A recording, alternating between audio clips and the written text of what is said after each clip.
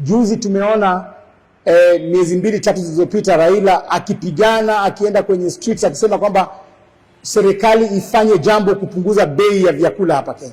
Serikali yetu ikiongozwa na Rais wa Jamhuri ya Kenya walipunguza bei ya fertilizer kutoka 6,500 mpaka 2,500.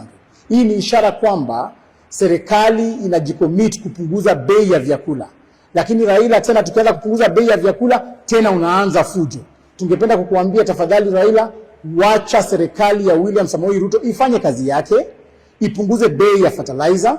Na ukisema kwamba fertilizer yetu iko na mchanga ndani, that is a very insensitive statement. Kwa sababu unajua vizuri sana fertilizer hiyo imetumika na imepimwa na matokeo imeanza kuonekana. Ukienda Bondo, mahindi ya Bondo sasa hivi imetokea na mavuno mazuri sana kule Bondo. Ukienda Siaya, ukienda Kakamega, ukienda Wajia, kila mahali ambapo hiyo mbolea imetumika tumepata mavuno mazuri. So mimi ningependa kuhimiza wananchi wa Kenya wapuuze mbali yale matamshi kiongozi wa Azimio alipeana jana kule Kisii, waendelee kununua fertilizer ile ambayo iko subsidized at 2,500.